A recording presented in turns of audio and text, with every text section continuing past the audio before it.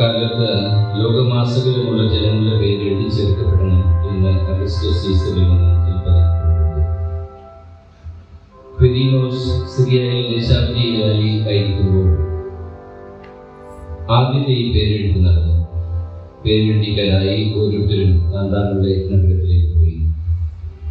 Joseph ദാവീദിന്റെ കുടുംബത്തിലും വംശത്തിലും ഉൾപ്പെട്ടവനായിരുന്നതിനാൽ പേരെഴുതിക്കാനായി ഗലീലിന്റെ പട്ടണമായ നസറത്തിൽ നിന്ന് യൂദയായ ദാവീദിന്റെ പട്ടണമായ ബെത്ലഹേമിലേക്ക് ഗർഭിണിയായ ഭാര്യ മറിയത്തോട് പോയി. അവിടെയായിരിക്കുമ്പോൾ അവൾക്ക് പ്രസവ സമയമെടുത്തു. അവൾ തന്നെ കടിഞ്ഞൂൽ പുത്രനെ പ്രസവിച്ചു. അവനെ പിള്ളക്കച്ച കൊണ്ട് പൊതിഞ്ഞ് പുൽത്തൊട്ടിയിൽ കിടത്തി. കാരണം സത്രത്തിൽ അവർക്ക് സ്ഥലം ലഭിച്ചില്ല. ആ പ്രദേശത്തെ വയലുകളിൽ ആടുകളെ രാത്രി കാത്തുകൊണ്ടിരുന്ന ഇടയന്മാരുണ്ടായിരുന്നു. കർത്താവിന്റെ ദൂതൻ അവരുടെ അടുത്തെത്തി കർത്താവിന്റെ മഹത്വം അവരുടെ മേൽ പ്രകാശിച്ചു. അവർ വളരെ ഭയപ്പെട്ടു. ദൂതൻ അവരോട് പറഞ്ഞു, ഭയപ്പെടേണ്ട, ഇതാ സകല ജനത്തിനു വേണ്ടിയുള്ള വലിയ സന്തോഷത്തിന്റെ സദ്വാർത്ത ഞാൻ നിങ്ങളെ അറിയിക്കുന്നു. ദാവീദിന്റെ പട്ടണത്തിൽ നിങ്ങൾക്കായി രക്ഷകൻ കർത്താവായ ക്രിസ്തു ഇന്ന് ജനിച്ചിരിക്കുന്നു. ഇതായിരിക്കും നിങ്ങൾക്കുള്ള അടയാളം. പിള്ളക്കച്ച കൊണ്ട് പൊതിഞ്ഞ് പുൽത്തൊട്ടിയിൽ കിടത്തിയിരിക്കുന്ന ഒരു ശിശുവിനെ നിങ്ങൾ കാണും. പെട്ടെന്ന് സ്വർഗീയ സൈന്യത്തിന്റെ ഒരു ബിംബം ആ ദൂതനോടുകൂടി പ്രത്യക്ഷപ്പെട്ട് ദൈവത്തെ സ്തുതിച്ചുകൊണ്ട് പറഞ്ഞു, അത്യുന്നതങ്ങളിൽ ദൈവത്തിന് മഹത്വം, ഭൂമിയിൽ ദൈവത്തിന് ലഭിച്ചവർക്ക് സമാധാനം. കർത്താവിന്റെ സുവിശേഷം.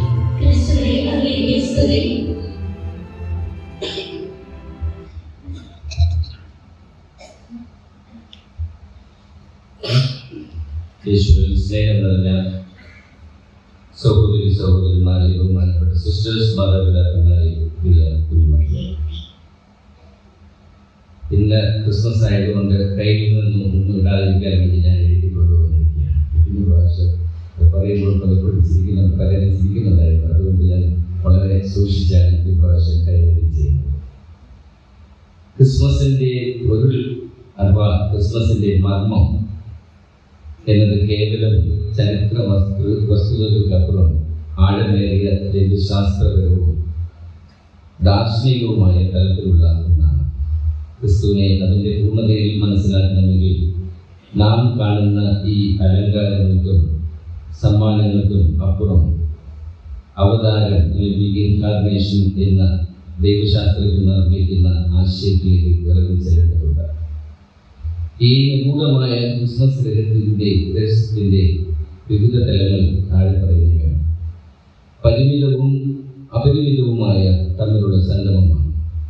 ദൈവികമായ കാര്യം എന്നും ദൂരെയുള്ളതും പൂർണ്ണവും മാറ്റമില്ലാത്തതുമാണ്. എന്നാൽ മനുഷ്യത്വം എന്നത് പിഴവുകളുള്ളതും താൽക്കാലികവുമാണെന്ന് പുരാതന ദർശനങ്ങൾ നമ്മളെ പഠിപ്പിക്കുന്നുണ്ട്.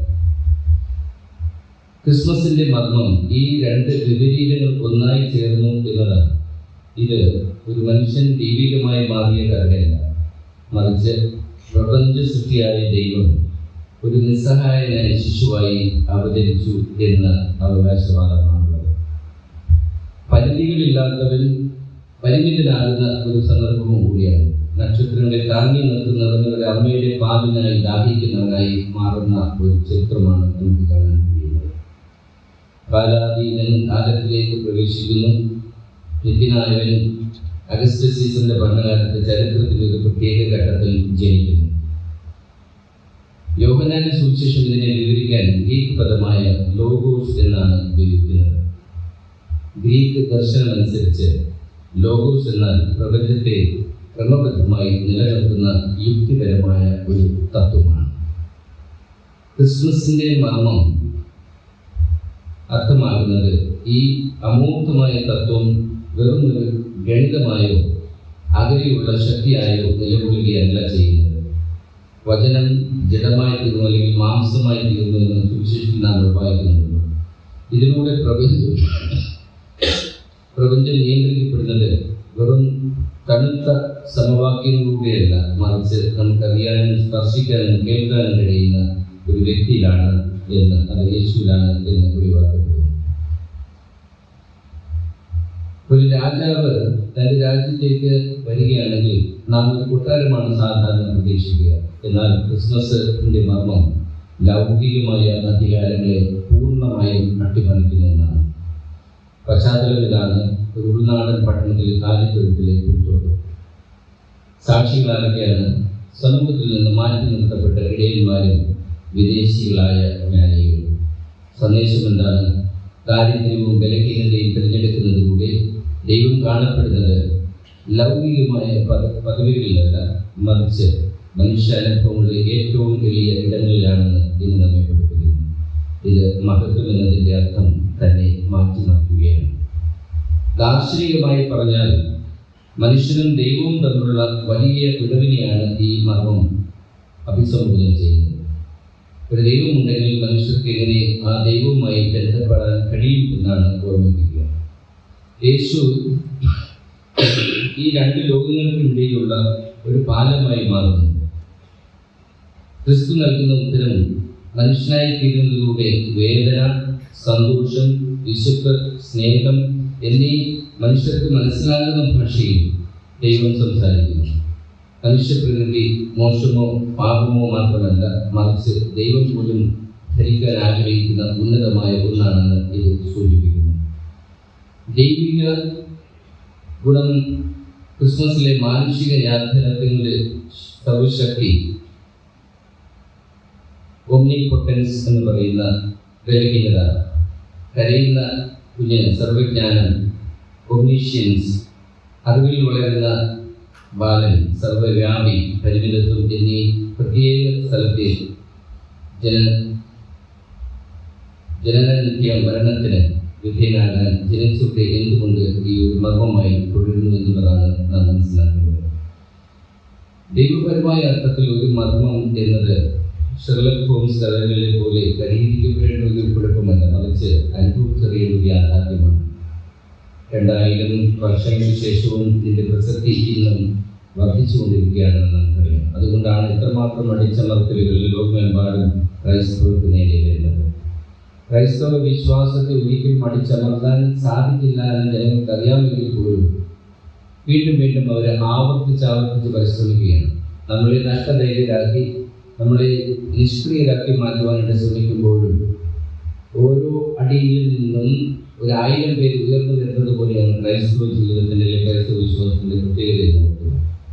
ഇത് സത്യമാണെങ്കിൽ ഓരോ മനുഷ്യ ജീവനും അനന്തമായ മൂല്യമുണ്ട്. കാരണം ദൈവം മനുഷ്യരൂപം ധരിച്ചതാണ്. ഇത് സത്യമാണെങ്കിൽ ദൈവം ദൂരെയുള്ള ഒരു കാഴ്ചക്കാരനല്ല, മറിച്ച് മനുഷ്യന്റെ വേദനകളിൽ പങ്കുചേരുന്നവരാണ്. ഇത് സത്യമാണെങ്കിൽ പ്രത്യാശ എന്നത് വെറും ഒരു തോന്നലല്ല, മറിച്ച് ചരിത്രത്തിലേക്ക് കടന്നു വന്ന ഒരു വ്യക്തിയാണ്. ചുരുക്കത്തിൽ ക്രിസ്മസിന്റെ മർമ്മം എന്നത് ഒരു പുൽത്തൊട്ടിയിലെ കുഞ്ഞിനെ പറ്റി മാത്രമല്ല, അത് ആകാശങ്ങൾ ഭൂമിയിലേക്ക് ഇറങ്ങി വന്ന് നമ്മോടൊപ്പം വസിക്കാൻ തുടങ്ങിയ ഒരു പ്രപഞ്ച മാറ്റത്തെക്കുറിച്ചാണ്.